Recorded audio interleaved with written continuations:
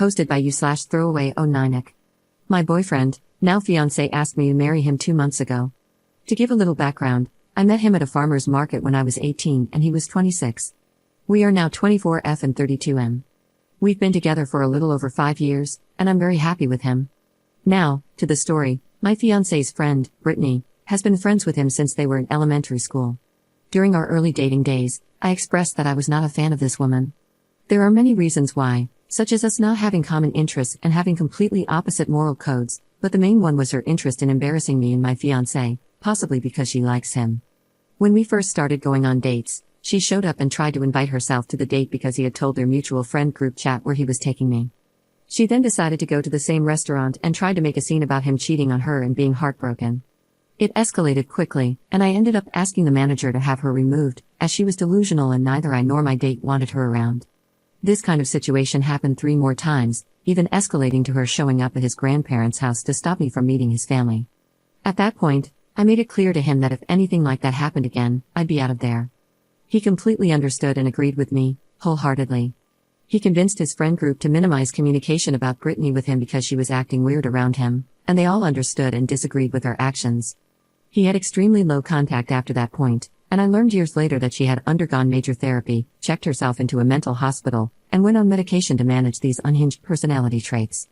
About 4 years later, they reconnected at a mutual friend's birthday party we were all attending, and she genuinely seemed to have changed from the person I had met 5 years ago. We still didn't agree on most things, but she apologized for the way she had acted and owned up to all the BS she tried to pull with him. So, I kept my guard up but encouraged my fiancé to rebuild his friendship with her. I'm not friends with her, but I am friendly toward her. Skipping to now, I have been planning this wedding basically since I was born, over-exaggerating, but it has been in my thoughts since I was a young child. The wedding will not happen for another 2 years. The theme is similar to Dungeons & Dragons style fantasy, a Renaissance wedding with blue, orange, and red as the main color scheme. Most of the wedding will be held outdoors at a local state park, but part of it will be held indoors, specifically for the cake cutting, food service, and some guest photos. This is the important part. I have a personal friend, Bree, 28F, who does professional photos at Renaissance festivals across the US. Her job is to travel across the country to rent fairs, taking pictures for various venues. It's a very cool job, and I love seeing her work. She does some editing for these venues using a green screen to make the scenes more aesthetic or to change the scenery entirely. For example, she has shown me mock-ups with silly people in costumes being chased by goblins and trolls, a dragon breathing fire behind a party of knights, or a garden of lights with fairies flying around. It's silly stuff meant for fun. My idea was to incorporate this into my wedding. Guests could choose whichever background they liked from a catalog that Bree and I put together, and Bree or her teammate would take pictures of them throughout the day. The photos would be uploaded electronically and edited after the wedding. Participation in this activity would be optional, but I wanted to use the photos for postcards and scrapbooking, which is my hobby. These green screen photos wouldn't be the only pictures taken. There would also be traditional photos of the wedding itself, including portraits of my husband and me, and the wedding party, which would not use the green screen. A few days after he proposed, my fiancé asked if I would be comfortable with him inviting Brittany to the wedding as a groomswoman. Honestly, I was fine with it, until the topic of her hair came up. Since they reconnected, she cut and dyed her hair a lime green with cool undertones and highlights. I actually think it looks great on her and suits her facial structure well. However, I was worried about the green screen effect on her hair, so I invited her to my friend's home to test it. Unfortunately, the screen blended with her hair, causing a significant glitch in every background we tried. I asked Bree if there was a way to edit around it, but she said it would require a lot of extra time and money. The additional editing would be expensive because it could involve editing multiple photos, which wasn't feasible given our budget constraints. Even though I love her hair, I asked if she would consider wearing a wig at the wedding so she could still be included in the green screen photos. I even offered to pay for a professional wig. Brittany became very angry, saying that asking her to wear a wig was like asking her to cover up herself. She felt it was an attack on her expression and was hurt. I explained that it was purely a logistical issue, but she accused me of trying to exclude her intentionally. As a compromise, I suggested that she get more pictures taken during the wedding itself, without the green screen. She didn't like this idea, claiming it wasn't fair that she'd be the only guest excluded from the fun pictures. Though I sort of agreed with her, it wasn't my fault. I then offered that she pay the additional editing costs herself if she didn't want to wear a wig. At first, she seemed open to this. But when I mentioned that the extra editing would cost around $100 per picture, she became upset and said Bree's prices were ridiculous. I disagreed and haven't spoken to her since. Throughout this ordeal, my fiancé has been on my side, though he's disappointed about her potentially not being at the wedding. He agrees with me about the costs and thinks she's overreacting, but he sympathizes with her being the only one left out of this activity. While I also have sympathy, I don't see another solution. We can't use a blue screen because the wedding colors include blue, and we can't buy a new screen for my friend's business for just one person. All the alternatives I've come up with, Brittany has rejected.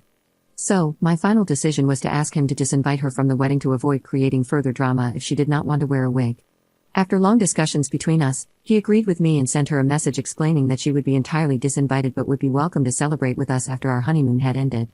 They met up soon afterward, and he stayed firm on the matter, despite her crying and still refusing to do anything to address her hair. She still believes that my request comes from a place of power imbalance and that I just want to bully her, which I don't believe is true. She has a year to think it over. I can tell this situation bothers him, and I've addressed it a few times. Each time I have, he says it is for the best, as she would just ruin the photos she was in with the green screen effect and could cause us to delete hundreds of pictures purely because of her actions. I agree, but it still bothers me that I might be doing something wrong. Especially since, after this incident, her mom and dad have reached out to me to scold me for abusing my power against their daughter at one of the biggest parties she has ever been invited to. Even my friends are split on the issue, all of them having sympathy for her, but some of them are saying I'm the jerk because I won't just let her come to the wedding and have someone block her from taking any pictures with the green screen. Just to clarify, I'm not trying to force her to change her hair. I don't want her to dye it differently. I simply want her to wear a wig for the wedding, which she can remove afterward. The wedding isn't for another 2 years, so I still have time to reconsider the logistics. Am I the jerk here? Up in the comments. I will add some context to that, as I thought I made it clear, but apparently not. The activity with the green screen is open to everyone who signed up for it, mostly so I can get an accurate number of people who will have multiple pictures taken of them. I would encourage them to do it in groups, so if one person's hair is making it glitch and you have multiple people in a picture, it turns into more than just a $100 venture, it turns into thousands of dollars that I simply do not have. Bree told me that the total cost could potentially quadruple what I'm willing to pay because it would take hours to Photoshop every single picture Brittany is in. Also, I didn't mention this only because I was already typing a lot and forgot to add it, but she has more appointments booked to get her hair touched up with more green coloring over the next 2 years because of the fading that color like that does. I only recently found out this information from my fiancé before we decided to tell her about the issue.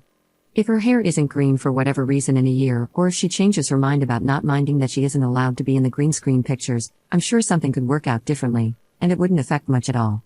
And many of you are saying that the easiest solution would be for her to just not be in those photos, right? This is correct, and I agree with you. The issue is that I'm being made out to be the bad guy because she doesn't want to be left out of one of the 4 big activities I have planned for the wedding. I didn't include all the other details because I wasn't trying to pile on about how badly she's taking this, as the post is already very long. But she's yelled at me, cried, called my fiancé 33 times while he was at work, and more, all because I can't change the fact that she physically cannot be in green screen pictures without ruining them, and I do not want to spend significantly more money. Update 7 days later. I honestly didn't think I'd post an update at all this year because I mostly received the confirmation I needed to know I was correct in my assumption that she'd caused more drama at the wedding than necessary, and that I would be justified in disinviting her. I try to be detailed in that post, but in this one, I'm going to be a little less detailed. Basically, 3 days ago, I was sent my post on Messenger by Brittany. She is a notorious Reddit lurker, apparently, and saw it a few hours after it was posted. It didn't even need to get multiple upvotes because she just reads the posts available in the recent category.